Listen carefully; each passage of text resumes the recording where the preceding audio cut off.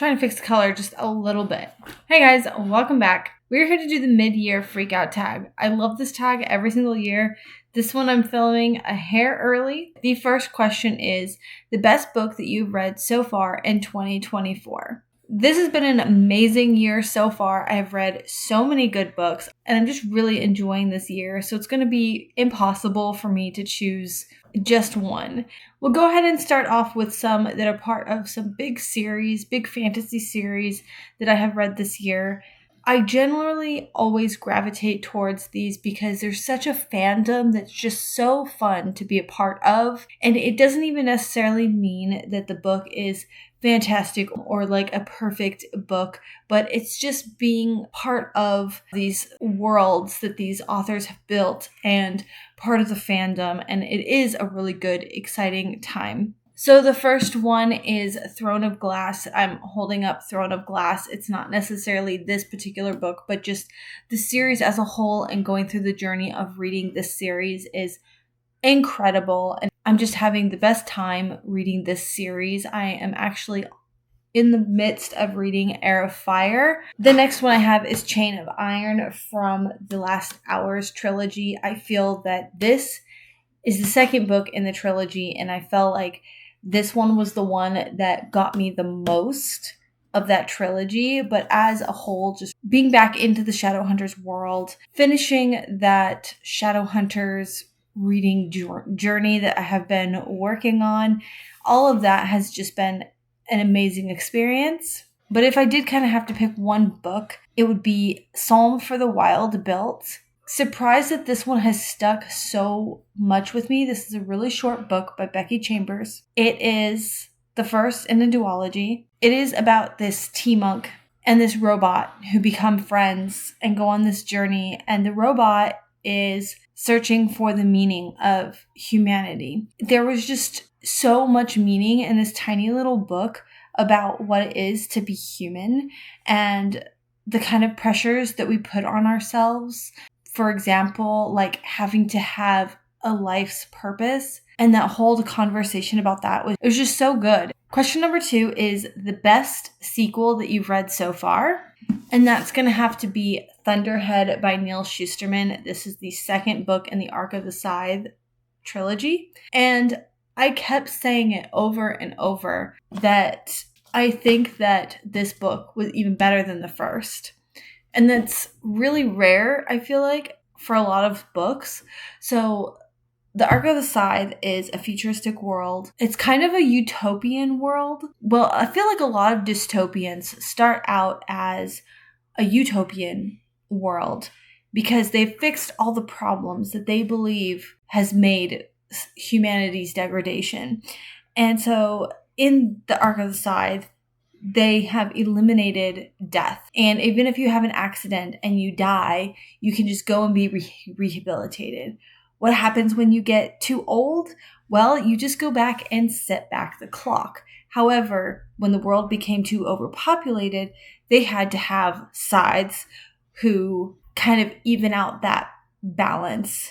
They go and glean people. Each scythe has a different motivation, a different reason as to why they might glean someone. They have a lot of rules in place, like you can't be biased towards a certain race or whatever.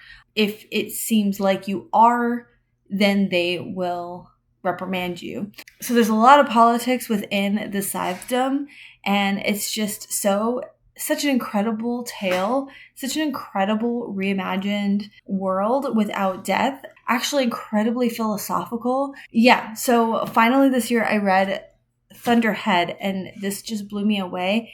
And it just expands on this world.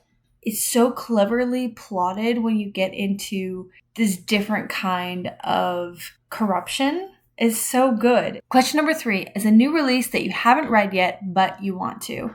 I have 2 for this one. I'm sure that there's a lot more, but these 2 came to mind first. And the first one is The Familiar by Leigh Bardugo. I just love Leigh Bardugo. I fell in love with her Six of Crows and Shadow and Bone. Ninth House, not a huge win for me, but I could still appreciate it.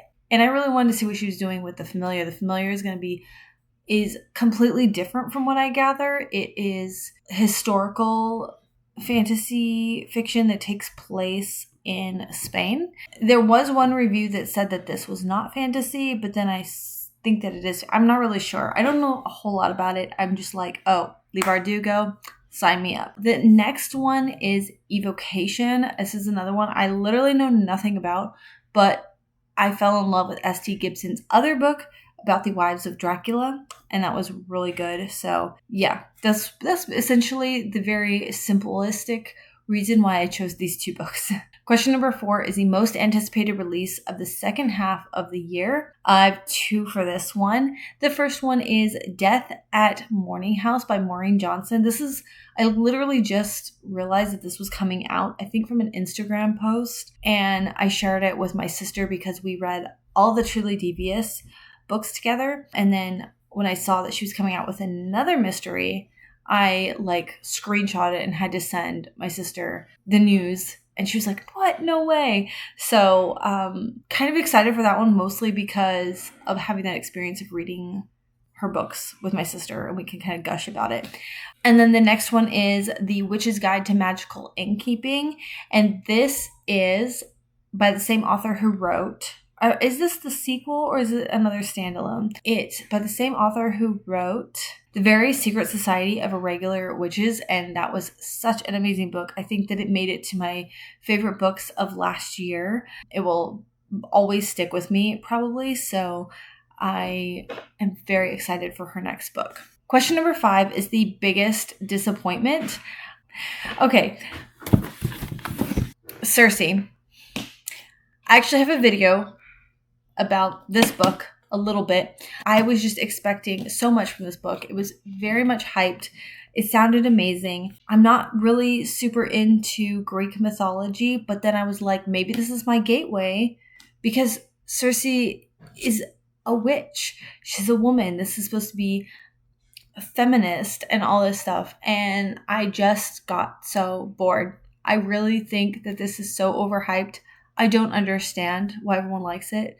There definitely was some moments in here with some of the other gods. There's just absolute ridiculousness that it kind of, when I reflect on what I read and try to describe it, I'm like, that's crazy. That's funny. Ha ha ha.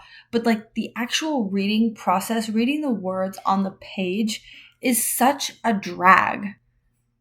So yeah, this was a big disappointment. Another one could be Crave by Tracy Wolff. But I don't really think this was a huge disappointment just because I wasn't expecting that much from it to begin with. I figured it was going to be probably pretty cringy. It's always the go-to book to read if you're having a Twilight hangover. However, I feel like this kind of more... It was just too much. It was too much. Literally, the main character goes off to Alaska to live with other vampires and stuff like that. The insta-love was horrendous. I'm not really big into insta-love, but I've enjoyed some insta-love stories. And I know that it was trying to be a lot like Twilight, which a big criticism for Twilight is the insta-love, but I beg to differ every single time. I will debate this to the end of days. I don't feel that it is necessarily categorized as insta-love. Definitely not in the way it was characterized in Crave. Also, the main male love interest literally gifts the main character, a copy of Twilight. I was like, are you kidding me? So of course she reads it and she doesn't put the 2 and 2 together or something. I don't know. I just thought it was a really ridiculous kind of Easter egg. I didn't expect it to be good, but I didn't expect it to be that bad.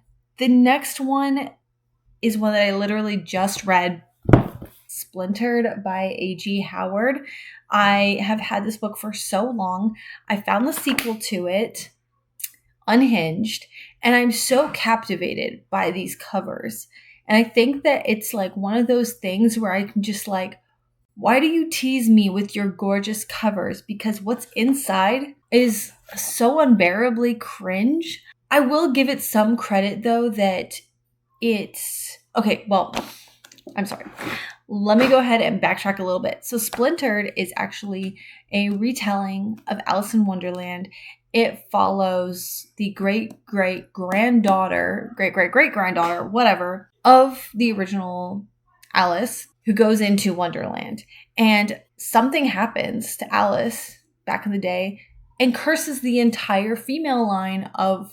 Now we're following our main character, who is a great-great-granddaughter, and her mom is actually locked up in an institution because she keeps having all of these crazy conversations about Wonderland and the White Rabbit and all this stuff. And then she also is kind of having like these moments of like crazy. So it kind of hinges a lot on calling these women crazy. And then we have our main love interest, who is like her best friend.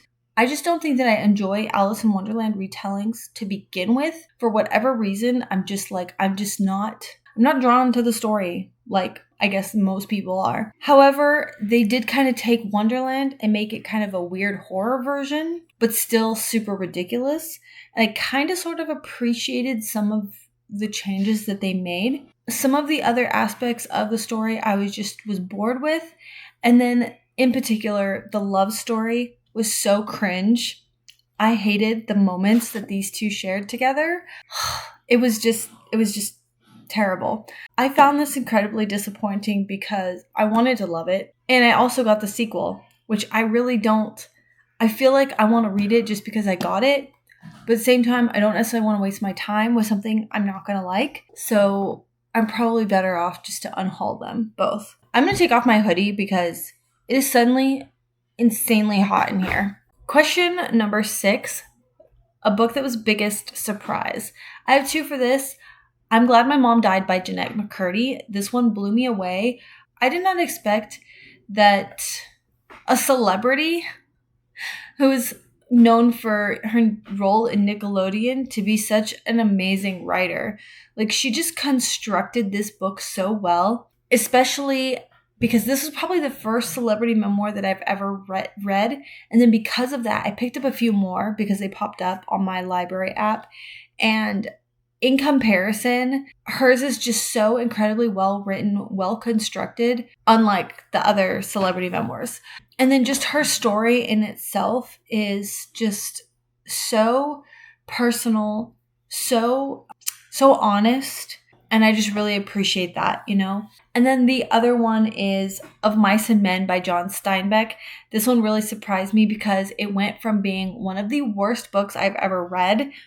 I read it back in school. I hated it then, and I ended up reading it because I kind of wanted to just challenge myself. I figured it would be a different experience as an adult, and then I would find something to appreciate it, but I didn't expect it to hit as hard as it did. And now it is like probably a favorite of mine. It is such an incredible story, and it's so... The ending is just... It really just like... I don't know. Question number 7, a new favorite author. Oh man. Okay, I'm gonna... New favorite author. I feel like of all the books this year. Okay, I'm gonna go ahead and say John Steinbeck. Quite the collection of books of John Steinbeck books that I want to read now. And also Jeanette McCurdy. I think that she should continue to write more books because, like I said, her story was just so well constructed and so well thought out. I feel like she really knows how to speak to the reader, even though she's talking about herself. Question number 8, newest fictional crush. Fictional crush. Okay, we're gonna go with a couple of characters from Throne of Glass. Dorian, he is the prince. He is just so wholesome and sweet and caring. And then he goes through some changes and he's just cool. I can't wait to see what comes of Dorian. However, when it comes to his relationship with our main character, I just don't see it. I never saw it. I love their banter, their camaraderie, their friendship, and sometimes their love interest a little bit. But I just knew something in me just knew like it wasn't endgame. It was just kind of cute. So the other character I really love is Kale. He was very doubtful of our main character, very cautious around her. And I feel like the reason he loves her is because he really got the chance to get to know her, even with everything he's known about her. Like, yeah. So Kale. I do feel like that's kind of the most obvious answer. So I'm going to go with one other answer because I thought that this was also equally just such a cool character that probably a lot of people don't talk about a lot. And that is the Enchanter from Spin the Dawn. I don't really know at this moment in time, like how to explain it because I'd have to go into explaining the book and his role in this book. But I think that he is a character that you can kind of swoon for. Question number 9, your newest favorite character. Again, one of the most obvious answers is going to be Selena Sardothian, because she's just such a badass. I always love Sarah J. Maas's main characters. I love like her sassiness and the way she like talks back to everyone. Like she's not afraid of anybody. She's just also just really cool. However, I will say in Throne of Glass, she is a little bit annoying. Like her arrogance is kind of annoying because she's like, oh, I'm just this badass assassin. No one's better than me, blah, blah, blah. And like, she's also like the worst assassin. She's always getting caught. She's always getting in trouble. Like how many times do you have to like get knocked down a few notches and be rescued to realize maybe you're not the best? But her arrogance is still rings true. But I don't care. I feel like I'm in this series for the long haul. So I love flawed characters. And I feel like her arrogance is probably one of her flaws. And I feel like throughout the next 7 books or however many is in the series, 6 books, her character is going to go through a lot of change and a lot of growth. You know, it's all going to come together. So I have 2 more characters to add to this. And the first one is Mosscap. He is the robot from the Psalms of the Wild Belt who is looking for the answers to humanity. I just love him. He's just so cool. His character offered so much to these conversations that they were having about what humanity is and everything. And then the next one is the octopus from Remarkably Bright Creatures. Remarkably Bright Creatures is a story of this woman who has basically lost her son and her husband, and she goes to work at an aquarium. I think it's an aquarium. And she works like as a maid in the night shift. And in one of the rooms is a giant octopus. She ends up making friends with this octopus. But the coolest thing about this octopus is that he has his own narrative chapters. You get to read chapters from the octopus's perspective, so you feel like you really get to know him. So he becomes his own character, and I don't think I've ever seen that in a book before. So I thought that was really cool. Question number 10 is a book that made you cry. Now, I haven't actually shed any real tears, but there are a couple noteworthy sad books, and that is Of Mice and Men. The ending will it's one of those ones like if you know, like you know, and you kind of want to talk about it, but I don't want to talk about it because I want to spoil it. But Of Mice and Men and The Boy in Striped Pajamas, the ending of this just floored me. I ended up actually having to reread it because I could not believe how it ended. I was like, no. I really... So yeah. And also Crave because of just how terribly written it was and yet how popular it is. I cry for humanity. There are 6 books in the series, and there are 196,000 ratings on book 1. Yeah. Question number 11, a book that made you happy. This one is going to be Spy Family and The Sorcerer's Secretary. These are 2 mangas, and they were such a blast to read. I love them. I'm still slowly working my way through Spy Family when I just read the 4th Spy Family. I swear my library only gets like 1 in at a time. I don't know where they're all disappearing to, but yeah, so Spy Family. Question number 12, a favorite book to movie adaptation that you've seen so far this year. I have not watched any adaptations this year so far, except for Howl's Moving Castle. I watched Howl's Moving Castle, but I haven't read the book yet. I think I read the book. I attempted to read the book a while ago, I think.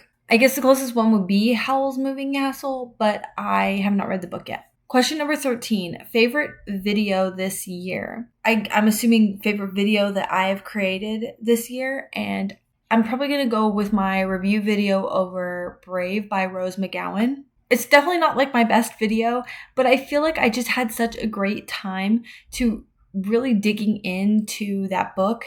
And I was really proud of just how I explained it, how I explained my opinions. And I really got the opportunity to get really serious with this book, I guess.